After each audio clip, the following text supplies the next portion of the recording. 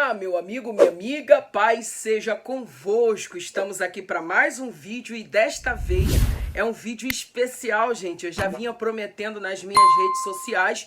Por falar nisso, quem não me segue lá no Instagram, me siga no Instagram, tá? Ele que sempre aparece aí para vocês, Eliardi Galdino, do jeito que aparece aí. E também no Facebook, eu tô sempre notificando sobre as coisas que vão acontecer aqui no canal. E eu já havia avisado pro pessoal lá das redes sociais que meu livro estava chegando, né, minha primeira obra, e hoje chegou, gente, eu tô muito feliz. Hoje é dia 21 de outubro de 2021 e chegou a minha primeira obra. É um sonho realizado, tá, gente? Deus hoje está realizando um grande sonho na minha vida, que era escrever um livro. O tema do livro é Justificação pela Fé, Méritos Humanos ou Suficiência de Cristo, tá? Esse livro top aí, bonito aí para vocês verem, tá? E eu vou explicar passo a passo aquilo que eu disserto aqui no livro, nesse vídeo. Esse vídeo ele é exclusivo para isso, para eu explicar o que eu vou dissertar. Olha como é que ele vem. Ele vem no plástico, tá? Vem no plástico tudo direitinho. Ó, estão todos no plástico aqui, ó, só para vocês terem noção, tá? Bem protegido, guardadinho. Só que esse aqui eu abri, né? Que é o da patroa, da minha esposa. Olha que linda a capa, tá? Então, estou muito feliz. Eu gostaria de dizer, gente, que esse livro, Justificação pela Fé, Méritos Humanos ou Suficiência de Cristo, ele é um livro que, na verdade, isso aqui foi o meu TCC de graduação em teologia. Então, ele passou por uma revisão teológica, tá? Né?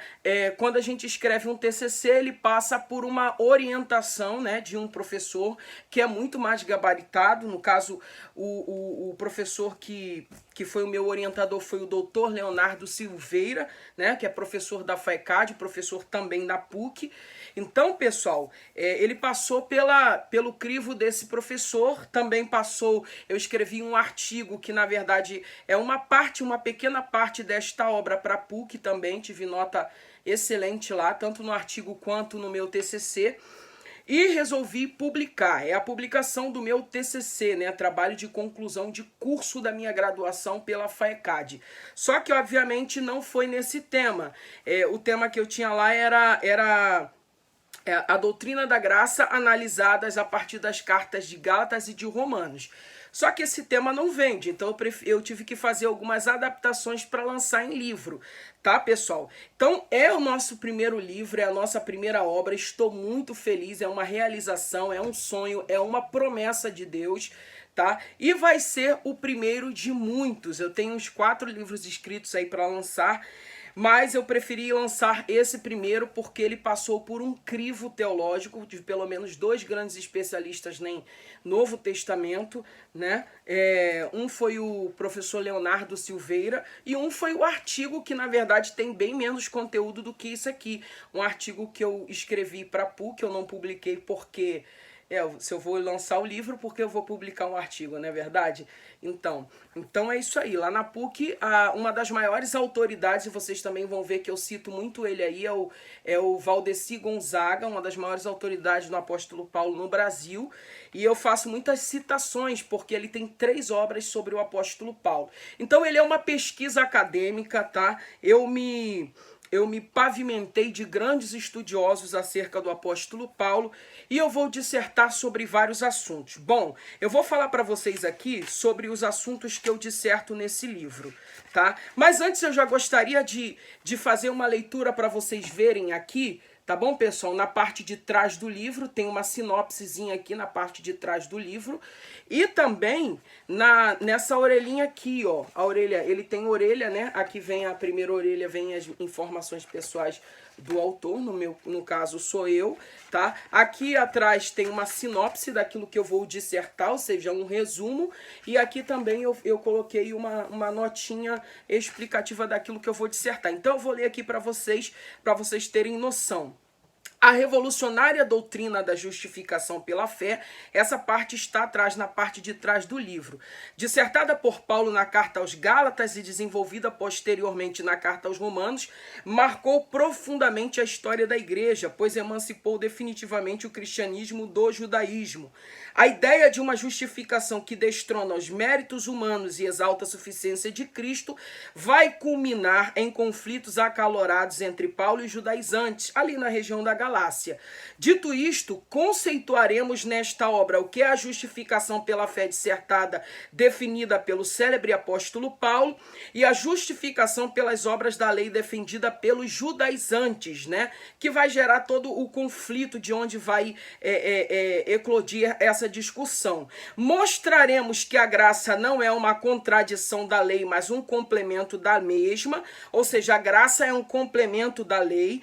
Analisaremos a justificação à luz do contexto da carta aos Gálatas, que é onde o tema nasce, e depois o desenvolvimento dela na carta aos Romanos, tá? Mostraremos que a doutrina paulina não tensionava vilipendiar a lei, mas mostrar que a lei serviu de aio, né, para nos conduzir até Cristo, e que a sua finalidade e o seu alvo foram cumpridos em Cristo.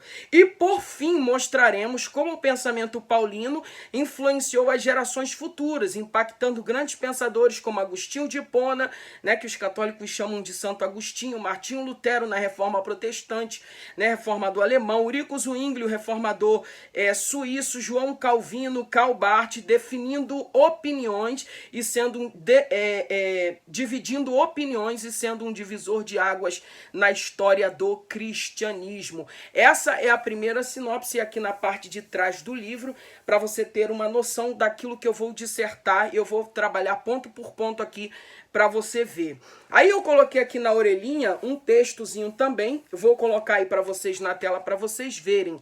A palavra justificação na teologia paulina, Romanos 5:1, né? Que é aquele texto que ele diz: sendo, pois, justificados pela fé, temos paz com Deus, tal. Aí ele fala aqui: a palavra justificação na teologia paulina evoca a ideia de um tribunal, ou seja, remete à ideia de um contexto jurídico, forense, pois o verbo grego justificar, de Caio no grego, significa declarar justo e não tornar justo. Partindo dessa premissa, um homem justo na teologia paulina é alguém que foi declarado inocente, livre e sem culpa em um tribunal por meio do julgamento. Dito isto, a doutrina da justificação pela fé destrona os méritos humanos e exalta a suficiência da obra de Cristo, mostrando que não somos salvos por méritos próprios, ou seja, as obras da lei, mas por causa da justiça de Cristo que foi imputada a nós. Sumarizando, o sacrifício vicário de Cristo na cruz do Calvário satisfez definitivamente as justas exigências de Deus, e é só por meio de Cristo que somos declarados justos. Essas são as duas sinopses, vou correr aqui, tá? Eu disserto neste livro, pessoal, também aqui. Eu começo falando, trazendo, no capítulo 1, eu dividi ele em 5 capítulos, né? A introdução é o primeiro capítulo, né? Aí vem o contexto legalista da época. Na verdade, a introdução eu não coloco nem como primeiro capítulo, é a introdução. Aí vem o contexto. Na introdução eu venho falando sobre a importância da igreja de Antioquia. Eu venho falando que os cristãos do primeiro século da era cristã, eles eram na sua maioria judeus. A igreja nasce dentro de um contexto judaico. Portanto, era perfeitamente comum alguém se converter a Cristo e continuar guardando o sábado, fazendo a circuncisão e praticando as leis dietéticas judaicas, né? As leis cerimoniais judaicas, sacrifício no templo, oração da hora nona, aquela que Pedro e João vão orar na porta do templo e curam um paralítico. Isso tudo eram costumes judaicos, que a igreja nasce dentro de um contexto judaico, pois Jesus era judeu, os 12 apóstolos eram judeus, o próprio apóstolo Paulo era judeu, tá? E ela vai depois crescendo, se desenvolvendo, saindo do território de Jerusalém, Judéia, e atingindo outras áreas, como por exemplo, a tão importante cidade de Antioquia da Síria, né? E lá se forma uma grande igreja, importante igreja nesse cenário gentílico cristão, tá bom, pessoal? E a partir dessa saída da igreja de dentro do cenário judaico, dá-se início a um choque antropológico e cultural. Para alguém seguir a Jesus, ele tem que cumprir todos os pré-requisitos estabelecidos pela lei? Começa essa discussão. Mas o ponto culminante da discussão vai se desencadear, eu disserto no livro, na Carta aos Gálatas. Então, isso eu trabalho na introdução. Aí depois, pessoal, vem o primeiro capítulo, que eu divido ele em 5 partes, tá? Vem o primeiro capítulo que eu vou dividir ele em 5 partes. Aí, o que você trabalha aí, Eliard, no primeiro capítulo? Então, o capítulo 1, contexto legalista da época. Aí eu vou trazer um contexto histórico de quem eram os escribas, saduceus e fariseus, né? Escribas, fariseus e saduceus. 1.1 e depois vem 1.2. Eu vou falar da incapacidade de cumprir a lei, ou seja, se o homem cumprir todos os requisitos da lei e tropeçar em um, ele falhou em todos. Logo, na terra não havia mortal capaz de cumprir a lei em toda a sua essência, porque todos pecaram. Ou seja, diante disso, ninguém poderia ser justificado pela lei. Eu falo sobre a questão de Paulo, de fariseu a apóstolo dos gentios, essa transição que vai ocorrer na vida do apóstolo Paulo com a entrada de Jesus no seu caminho, ali na estrada de Damasco.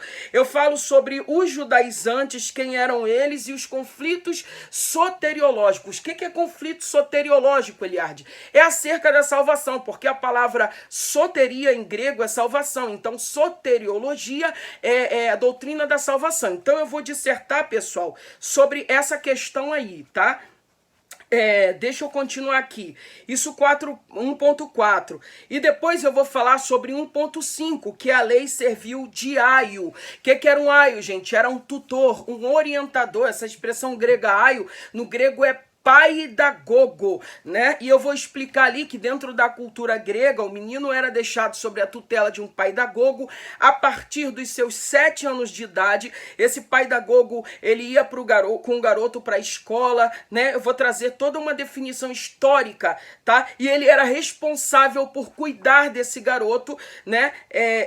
Dos 7 anos de idade até os seus 18 anos de idade. E a partir dos 18, o menino atingia a maioridade e estava livre. Então é isso que Paulo está dizendo, que a lei serviu de aio, de paidagogo, de orientador, de tutor, que nos conduziria a um futuro perfeito. E esse futuro é quem? É Cristo. Eu vou trabalhar isso. Aí eu vou entrar no assunto no capítulo 2 sobre a justificação pela fé. 2.1, contexto da carta aos Gálatas e da carta aos Romanos. Eu vou explicar que quando Paulo escreve, Paulo vai dissertar sobre lei e graça nas duas cartas, tanto de Gálatas quanto em Romanos.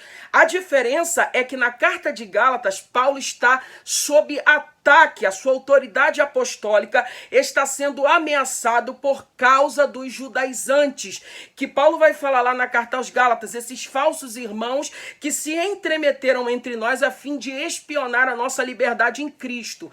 Então, na carta de Gálatas, Paulo está tendo a sua autoridade apostólica ameaçada e o evangelho da liberdade e da graça que ele pregava estava sendo desconstruído pelos judaizantes. Então, a carta de Gálatas, ela nasce dentro de um contexto de antagonismo, de guerra, de competição, de disputa. Já a carta aos Romanos é uma teologia muito mais bem desenvolvida e elaborada de Paulo sobre lei e graça.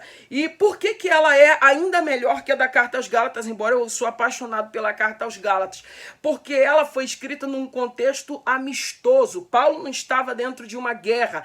Paulo em Romanos não estava dentro de um conflito, tá? Então ele com calma, com tranquilidade, sem ninguém enchendo a paciência dele, ele vai desenvolver de forma maestral a doutrina da justificação pela fé, vai trabalhar lei e graça. Então, pessoal, eu começo falando sobre isso no capítulo 2, 2.1. Aí o capítulo 2.2, eu falo sobre a comparação da lei na carta aos Gálatas e na carta aos Romanos. Você vai ver que em Gálatas, Paulo é muito mais antagônico à lei do que na carta aos Romanos. Você vai descobrir isso aqui nesse livro. 2.2, 2.3, eu falo da condição do homem, né, caído em ofensas e pecados, e a necessidade da justificação, que diante dele não há um justo sequer. Todos pecaram e destituídos estão da glória de Deus e necessitam de um redentor. Aí, no 2.4, eu falo sobre a plenitude dos tempos e o resgate da maldição da lei. Mas vindo plera mutu cronos, ou seja, a plenitude dos tempos, o tempo perfeito, Deus enviou seu filho, nascido de mulher, nascido sob a lei, para remir os que estavam debaixo da lei. Eu vou trabalhar em 2.4 essa questão. 2.5 eu vou falar sobre a justificação pela fé na carta aos Gálatas e na carta aos Romanos. Já falei da lei, né, na carta aos Gálatas e na carta aos Romanos, já falei do contexto da carta aos Gálatas e da carta aos Romanos, e vou falar da justificação pela fé nas duas cartas. Tá? Isso tudo com referências bíblicas, também citando autores, comentários. Vocês vão ver que eu faço muita citação de autor, porque foi realmente uma pesquisa muito bem feita de anos, gente. Eu pesquiso esse assunto há anos, né? Quando eu estava no período da minha graduação, e concluí a minha graduação escrevendo essa obra que muito me maravilhou quando eu estava escrevendo. Eu tenho certeza que vai gerar também um impacto na vida de vocês. E 3, por fim, eu vou falar sobre o impacto do pensamento de Paulo na teologia posterior a ele. No caso, eu vou falar um pouquinho de como Paulo influenciou Agostinho de Hipona, como Paulo influenciou Martinho Lutero. A reforma protestante, né, foi influenciada pela carta aos Romanos. Eu vou explicar o impacto do pensamento de Paulo em Zwinglio, na teologia de Zwinglio. Muita gente não conhece o Eurico Zwinglio, mas é um reformador muito importante. Vou falar do impacto do pensamento de Paulo na teologia de João Calvino. João Calvino, calvinismo, tal. Gente, eu não vou entrar em questão de determinismo, de predestinação, de arminianismo. Isso não trato aqui no livro, tá? Eu só vou falar sobre aquilo que eles falaram com relação à justificação, tá, gente? E por fim, eu vou falar também do impacto do pensamento de Paulo no teólogo do século XX, que todo mundo sabe que eu gosto muito, Karl Barth. Então, pessoal, é isso aí. Eu trabalho essas questões no livro. Vocês vão gostar muito. O livro está muito top, tá, pessoal?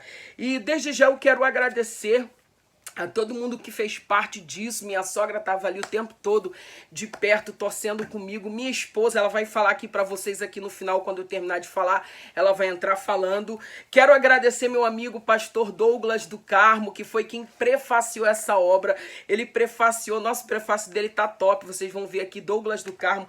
Quem não conhece ainda, tem muita gente aqui no meu canal que é de fora do Rio, até de fora do Brasil. Entra lá nas redes sociais, bota lá pastor Douglas do Carmo, ele é escritor, já está no seu 5º livro, se não me engano, e ele fez o prefácio dessa obra, é companheiro meu de mestrado lá na PUC, e eu louvo a Deus pela vida dele que me ajudou.